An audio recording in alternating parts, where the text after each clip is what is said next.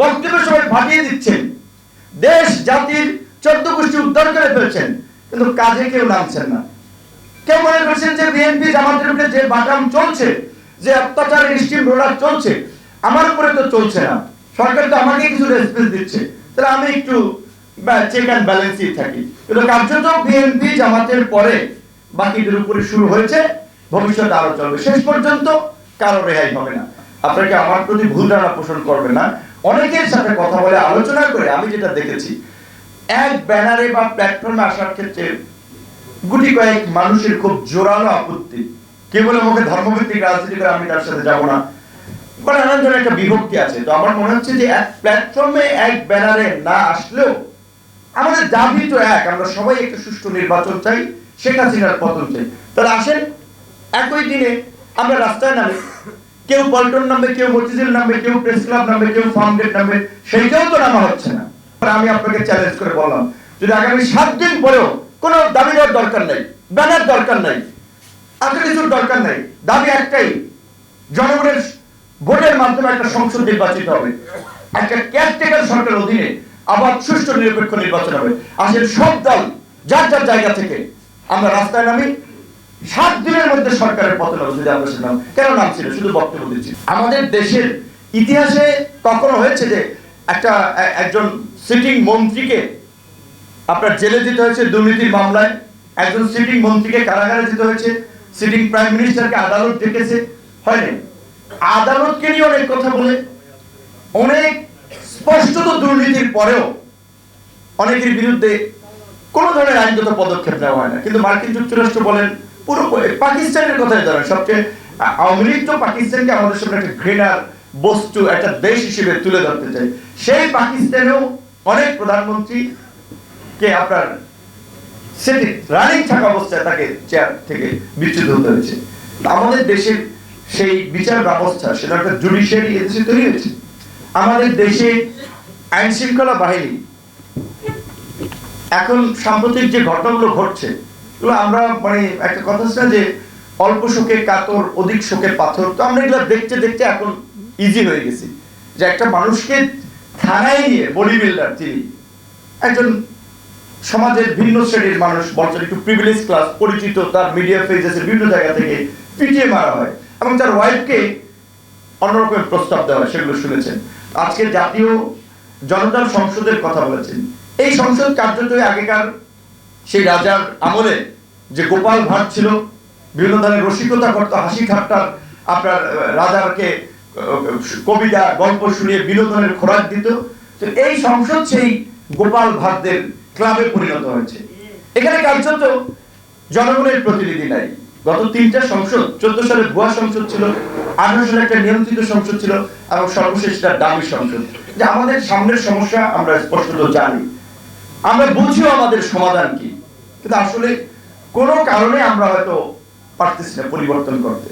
সেই কারণটা আমরা অনেকে খোঁজার চেষ্টা করছি। কারণটা একটাই বোধহয়, অনেকে বলছেন স্যার এটা আমার বক্তব্য না, পূর্ব পাকিস্তানের মানুষের সম্পদ এবং এই অঞ্চলের মানুষের জীবনযাত্রার মান উন্নয়নে পশ্চিম পাকিস্তানিদের যে অত্যাচার, নির্যাতন, শোষণ, বৈষম্য, এই অঞ্চলের সম্পদ ওইখানে পাচার করা, এই অঞ্চলের মানুষকে অধিকারহীন করে রাখা, এবং সবচেয়ে ভাষা আন্দোলনের দিকটা যেটা পাকিস্তানে কেন উর্দুকে রাষ্ট্রভাষা করার বিষয়টি এসেছিল।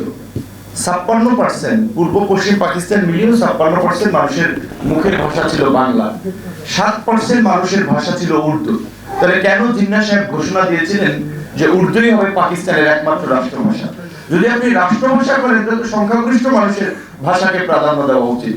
যখন 7% মানুষের মুখের ভাষাকে প্রাধান্য দিয়ে রাষ্ট্রভাষা হিসেবে উর্দুকে যখন করার ঘোষণা এসেছিল, তখনই কিন্তু এই সংখ্যাগরিষ্ঠ মানুষ যারা বাংলা ভাষাভাষী তারা কিন্তু ফেটে পড়েছিল। এর পেছনে অনেক কারণ আছে, যেটা বলছি এর 2-3 ঘন্টার লেকচার লাগবে। কিন্তু তারপরেও সংক্ষেপে যদি আমরা বলি যে যখন একটা রাষ্ট্রভাষা, একটা ভাষাকে সিলেক্ট করা হয়, তার মানে ওই দেশের অফিসিয়াল ভাষা, সেটা সরকারি চাকরি বাকরি থেকে শুরু করে বিভিন্ন ক্ষেত্রে সেটার প্রয়োগ হবে। তো সেক্ষেত্রে আমাদের এই যে অনুন্নত, অশিক্ষিত এই অঞ্চলের এই যে বাংলা ভাষাভাষী মানুষ, তারা তো মূল ধারা থেকে বিচ্ছিন্ন হয়ে পড়বে। তো এই অঞ্চলে যেভাবে শিক্ষা দীক্ষায় পিছিয়ে ছিল, তারা যেভাবে শোষিত, নিপীড়িত, বঞ্চিত, সরকারি চাকরিতে প্রবেশাধিকার পাচ্ছিল না, সেটা তো আরো প্রকট আকার ধারণ করবে। সেই সময় যারা, বিশেষ করে তো ছাত্ররাই আন্দোলনটাকে বেগবান করেছিলেন, সেই সময় সেই ভাষা আন্দোলনের পরবর্তীতেই তো আমরা যদি দেখি যে ৬৬-র ৬ দফাকে এখন যদিও বাঙালির মুক্তির সনদ বিভিন্ন ভাবে ব্যাখ্যা করা হয়, কিন্তু কার্যত আমরা এটাও অনেকে জানি, এটা অনেকে বলতে সাহস করে না, ৬৬-র ৬ দফা কেন ঢাকায় ঘোষণা করা হয়নি, কেন বঙ্গবন্ধু শেখ মুজিবুর রহমান চট্টগ্রাম ঘোষণা করলেন।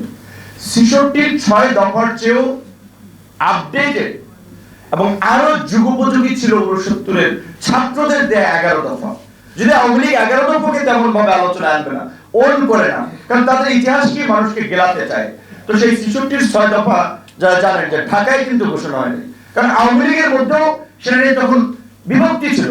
আর ৬৬-র ৬ দফাতে কি ছিল, আলাদা প্রাদেশিক ব্যবস্থার উপরই জোর দেওয়া হয়েছিল।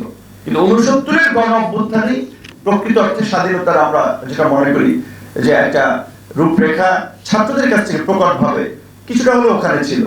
সেই ৬৯-এর গণ অভ্যুত্থান, সেই সময় মহানায়ক, আজকে তাদেরকে তো মূল্যায়ন করা হয় না। গতকালকে কুয়েতের ন্যাশনাল ডে প্রোগ্রামে গিয়েছিলাম, শেরাটনে দেখলাম, ভালো লাগছে। একটা জায়গায় বঙ্গবন্ধুর ছবি, বিভিন্ন ঐতিহাসিক ফটো বিভিন্ন ভাবে, তো মান্না ভাইয়ের সাথে কথা বলছিলাম, তিনি বলছেন এটা রাষ্ট্রীয় ভাবে সব জায়গায় বিভিন্ন প্রতিষ্ঠানে বঙ্গবন্ধু কর্নার করে দেওয়া হচ্ছে। বঙ্গবন্ধু কর্নার করে দেওয়া হলে সেখানে ভাসানীর ছবি থাকা দরকার, সেখানে হোসেন শহীদ সোহরাওয়ার্দীর ছবি থাকা দরকার ছিল, সেখানে শেরেবাংলাকে ফজলুলের ছবি থাকা দরকার ছিল।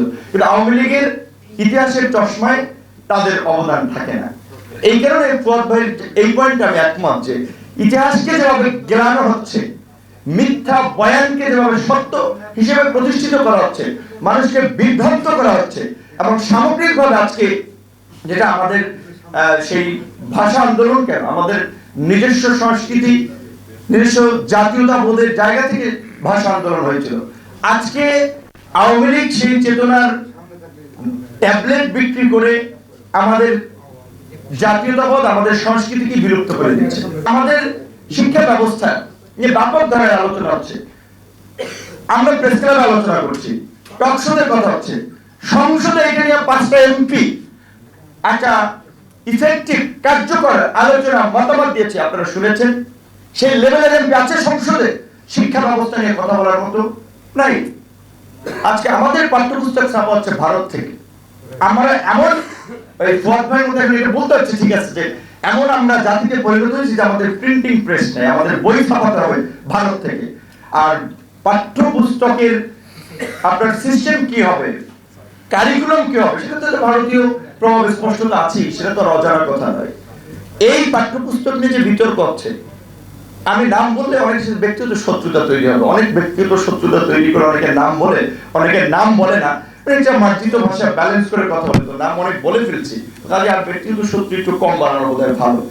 এই বইটা করেছে এই সরকারের 5-7 জন বুদ্ধিজীবী আর আপনার 3-4টা এনজিও, বিদেশি এনজিও, যারা এখানে এলজিবিটি কে প্রমোট করতে চায়, যারা এখানে পশ্চিমের মতো একটা ওপেন সংস্কৃতি এখানে চালু করতে চায়।